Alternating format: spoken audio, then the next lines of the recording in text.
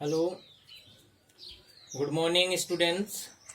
आज के वीडियो में हम कैरेक्टरिस्टिक्स ऑफ लिविंग थिंग्स या सजीवों के लक्षणों के बारे में अध्ययन करेंगे। तो सजीवों के लक्षण क्या होते हैं? सजीवों के लक्षण निम्नलिखित होते हैं या सजीवों में निम्नलिखित लक्षण पाए जाते हैं, जिनके आधार पर हम आइडेंटिफाई कर सकते हैं कि कौन सी वस्तु सजीव है या कौन सी निर्जीव है। इनमें अंतर भी हम कर सकते हैं कि सजीव और निर्जीव कौन सी वस्तु है। तो सजीव क्या होते हैं? अभी तक हमने जैसा पढ़ते आ रहे हैं कि सजीव मतलब जीवधारी, जिनमें जीवन हो उन्हें क्या कहते हैं? सजीव। तो कौन से? जीवधारी। जो जीवधारी हैं वो कौन होते हैं? सजीव होते हैं। अब जीवधारी कितने प्रकार के होते हैं? दो प्रकार के। एक बताया था आपको जंतु, दूसरे कौन से? पौधे। दो प्रकार के हो जाते हैं। अब जैसे कि सजीवों में कौन कौन से लक्षण पाए जाते हैं, तो ये हैं ग्रोथ वृद्धि, कोशिकीय संरचना, श्वसन पोषण, उपापचय क्रियाएं, उत्सर्जन, प्रजनन, संवेदनशीलता, अनुकूलन, गमन तथा गति, जीवन चक्र आदि। अब इनको बारी बारी से हम एक एक करके पढ़ेंगे। तो वृद्धि, अब वृद्धि क्या होती है? तो जीवधारियों में जिनमें जीवन होता है उनकी जो उपापचय क्रिया होती है उनके दौरान होने वाली चिरस्थायी बढ़ोतरी या भार में होने वाली बढ़ोतरी को क्या कहते हैं? वृद्धि कहते हैं। तो वृद्धि जो है वो क्या होती है? जीवधारियों के शरीर में होने वाली भार में वृद्धि को ही क्या कहते हैं? वृद्धि कहते हैं। अब जो जंतु होते हैं, जंतुओं में वृद्धि एक निश्चित आयु के बाद क्या हो जाती है? रुक स्टॉप हो जाती है और रुक जाती है वृद्धि। लेकिन जो पौधे होते हैं उनमें जीवन पर्यंत वृद्धि चलती रहती है। अब कुछ इसमें जो है वृद्धि, कुछ जो निर्जीव वस्तुएं होती हैं, निर्जीव होती हैं, वो भी क्या करते हैं? वृद्धि करते हैं। जैसे कि रेत के पहाड़ हैं, बर्फ के पहाड़ हैं, रेत के टीले आदि हैं जो क्या करते हैं? वृद्धि करते हैं। तो क्या उनको भी हम सजीव मान सकते हैं? नहीं मान सकते, क्योंकि जो रेत के टीले हैं या पर्वत हैं उनमें क्या होती है? एक्सटर्नल वृद्धि होती है, एक्सटर्नल ग्रोथ होती है, बाह्य वृद्धि होती है। लेकिन जो सजीव होती हैं उनमें कोशिकाएं विभाजित होती हैं और वृद्धि करती हैं। तो उनमें कौन सी होती है? सजीवों में इंटरनल ग्रोथ होती है। तो वृद्धि जो है वो सजीवों का मुख्य लक्षण है, जो कि क्या होती है? इंटरनल ग्रोथ सजीवों में होती है। तो इस प्रकार से पहला हो जाता है वृद्धि। दूसरी है कोशिकीय संरचना। तो कोशिकीय संरचना क्या है? जैसे कहते हैं जीवधारियों की इकाई क्या होती है? जीवधारियों की इकाई क्या है? सेल, कोशिका है। जीवधारियों की इकाई क्या है? सेल है। क्योंकि जीवन की सारी क्रियाएं या संरचना होती है जो किसके बने होती हैं?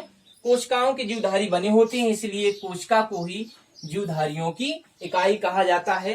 तो जितने भी जीवधारी होंगे उनका शरीर कोशिकाओं का बना होता है। या तो सभी जीवधारी किसके बने होते हैं? कोशिकाओं के। तो कोशिकीय संरचना भी क्या है? जीवधारियों का लक्षण माना जाता है। और श्वसन आ जाते हैं। श्वसन अगला है श्वसन। तो श्वसन या रेस्पिरेशन कहते हैं। तो क्या होता है श्वसन? श्वसन क्या है? इस क्रिया में जो हम ऑक्सीजन ग्रहण करते हैं जीवधारी और कार्बन डाइऑक्साइड छोड़ते हैं, उस ऑक्सीजन का उपयोग क्या करते हैं? विभिन्न प्रकार की ऊर्जा उत्पादन के लिए करते हैं। तो ऊर्जा उत्पन्न होती है। श्वसन में क्या होती है? ऑक्सीडेशन की क्रिया द्वारा या ऑक्सीकरण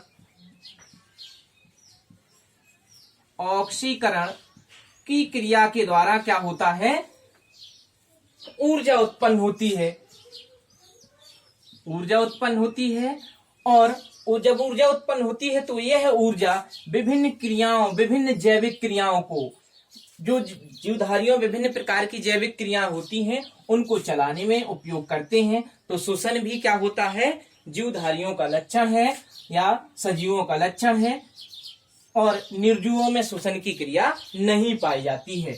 पोषण, पोषण या न्यूट्रिशन कहते हैं इसे।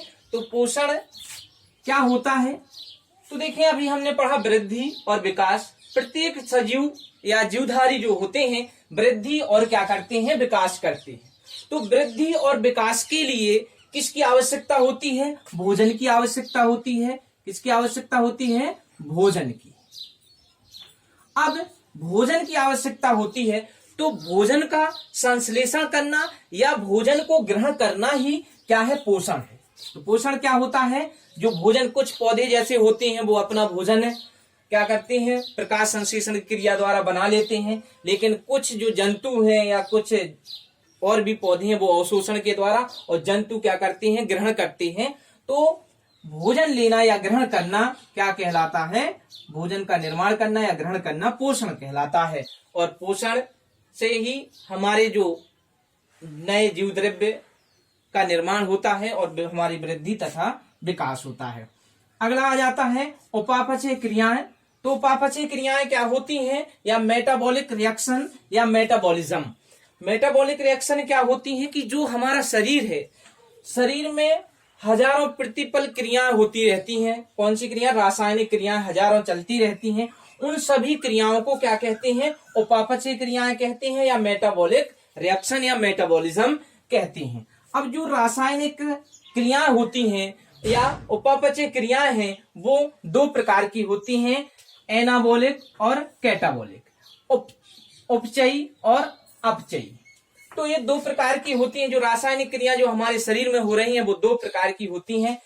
एनाबॉलिक में क्या होता है, एनाबॉलिक में क्या होता है, जैसे कि कोई रासायनिक क्रिया हो रही है तो उसमें क्या होते हैं, जो छोटे छोटे अणु हैं वो आपस में मिलकर किसी बड़े अणु का निर्माण करते हैं या बड़े पदार्थ का निर्माण करते हैं। तो ये क्रिया कहलाती है क्या, एनाबॉलिक।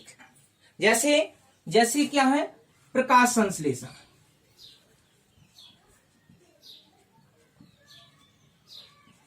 प्रकाश संश्लेषण की क्रिया क्या होती है, एनाबॉलिक है। क्यों है एनाबॉलिक, क्योंकि इसमें आपको पता है कि